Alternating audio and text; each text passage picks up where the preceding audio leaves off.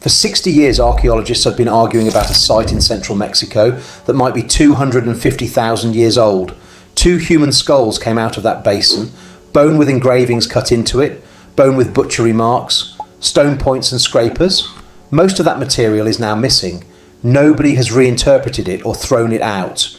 It simply cannot be found. So the longest running argument in American archaeology is being conducted right now over evidence that in large part no longer exists. And the thing everyone is actually arguing about was never the tools. It is a layer of volcanic ash. The place is the Valsequillo Basin in the state of Puebla, about 100 kilometers southeast of Mexico City. Today the low ground is a reservoir and the sites sit along its shore. The main one is called Hueyatlaco. It was excavated in 1962, 1964 and 1966 by a Mexican scholar named Juan Armenta Camacho and an American archaeologist named Cynthia Irwin-Williams. I want to establish one thing before we go any further because it governs everything that follows. Nobody has ever dated the tools at Hueyatlaco.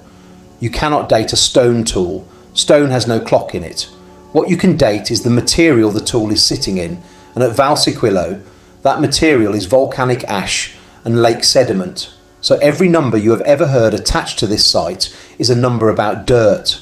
The tools inherit whatever age the dirt is given. Everything that follows is a fight about whether those two things belong together. What came out of the ground at Hueyatlaco was not crude. This is the part most retellings underplay. The assemblage includes bifacial tools worked on both faces and projectile points. Finished, deliberate, skilled work, found alongside the bones of extinct animals. If this were a scatter of broken rocks, the argument would have ended decades ago. It is not. Whoever made these objects knew exactly what they were doing, and then the geologists arrived. A team including the tephrochronologist Virginia Steen-McIntyre, a specialist in dating volcanic ash, went at the deposits with 4 separate methods: uranium in bone, damage tracks inside zircon crystals, the rate at which volcanic glass absorbs water, and how far the minerals had weathered. 4 different clocks, running on 4 different physical processes, none of which has any reason to agree with the others unless something real is driving them. They converged on a number around 250,000 years. That result was published in the journal Quaternary Research in 1981, and the paper does not hide from what it implies. The authors write that they are painfully aware so great an age poses an archaeological dilemma, and they spell it out. If the geological dating is correct, then sophisticated stone tools were being used at Valsequillo long before analogous tools are thought to have been developed in Europe and Asia. The popular version of this story has that exactly the wrong way round. The problem at Hueyatlaco was never that people were in Mexico early. The problem is the toolkit. At 250,000 years ago, our own species does not exist yet anywhere on Earth. And these are not the tools of an archaic hominin. They are the tools of somebody with a fully modern hand and a fully modern plan. The site is not claiming that humans arrived early. It is claiming something considerably stranger, and its own authors said so in print. Now, if you have seen anything about Hueyatlaco before, you know the shape of what comes next. Brave geologist finds impossible date. Establishment archaeologist shuts her down. Career destroyed. Evidence buried. That version is not exactly false. It is far too simple, and the simplification hides the most interesting thing in the entire story. Cynthia Irwin-Williams did reject the 250,000 year figure. She called the announcement irresponsible. She argued the dating methods were too new and the error margins too wide, and she held to her own estimate for the site. Her number was around 22,000 years, and here is what almost nobody tells you. In the 1960s and 70s, 22,000 years was itself considered extreme. The accepted rule at the time was that the first people reached the Americas around 13,000 years ago, carrying a distinctive fluted spear point. Irwin-Williams was arguing for a date nearly 10,000 years beyond that.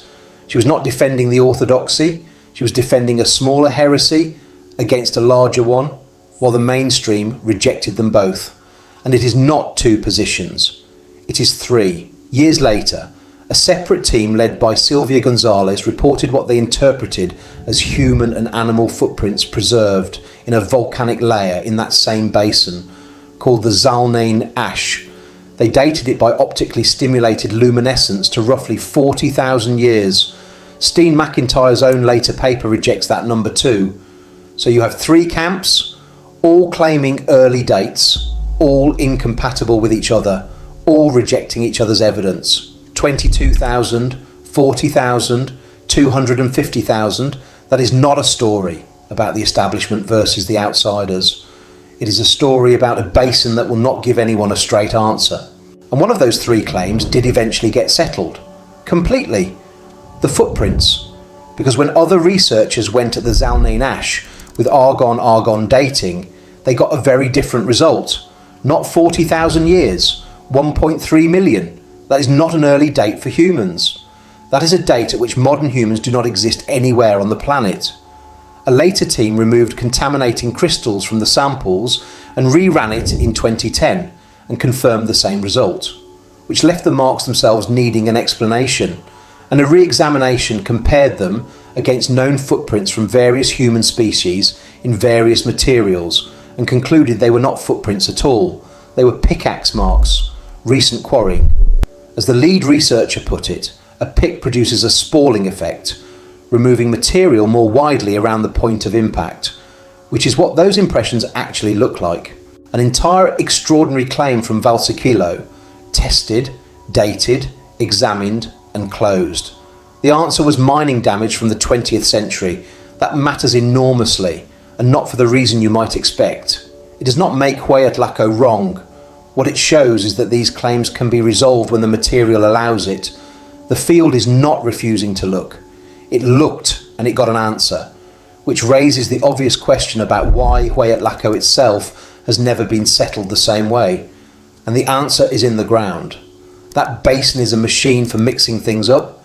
Studies of its environmental history describe shallow, spring-fed lakes occupying the low points through the early and middle Pleistocene in what the researchers call a dynamic volcanic lastic environment, with volcanic ashes interbedded through lake sediments.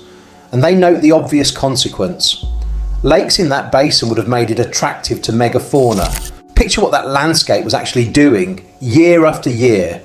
Water arriving and retreating, ash falling, animals dying at the water's edge, sediment washing in, being cut into by streams and being laid down again somewhere else, over and over for 1 million years. A landscape like that takes material of wildly different ages and stacks it into deposits that look, to the eye, like a single coherent layer, bones from one era, ash from another, and objects from a third, all sitting together in what appears to be undisturbed ground. Hueyatlaco is not strange because something impossible happened there. It is strange because the geology of that basin is unusually good at manufacturing impossible-looking associations. And that brings us to the one hard number everyone quotes, which turns out to help nobody. Underneath Hueyatlaco lies that same Zalnane tuff, dated by argon to 1.3 million years. It sounds like the strongest possible support for extreme antiquity, a 1 million-year-old floor.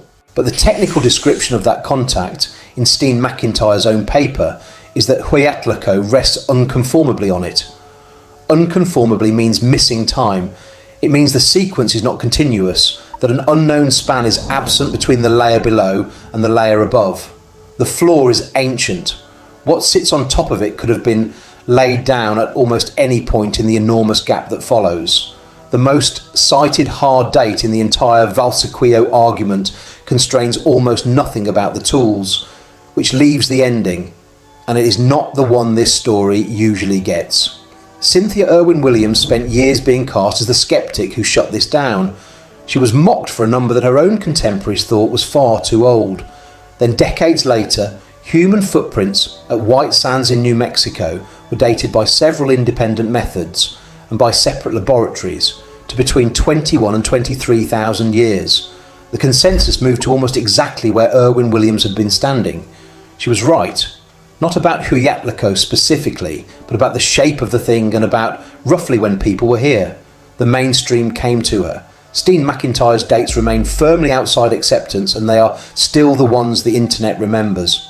2 women, 1 basin, 2 heresies. The one that got vindicated is not the one that became famous, and I think there is something worth noticing in why. A 22,000 year date is a correction. A 250,000 year date is a story. Only one of those travels. Which brings us back to where we started and to what is not there. The skulls are missing, the engraved bone is missing. Much of the material that made this basin famous has been lost from the collections in the 60 years since it came out of the ground. What is left is the ash, a layer of volcanic dust in a Mexican basin, dated 4 different ways, sitting unconformably on a floor 1,000,000 years older, above and below a gap that nobody can measure. Everything we think we know about when people reach this continent rests at this site on reading that dirt correctly. If you had to put money on a number here, you would be doing exactly what everybody in this story did, picking which heresy to defend and then defending it for the rest of your life. Subscribe if that is your kind of problem. Thanks for watching.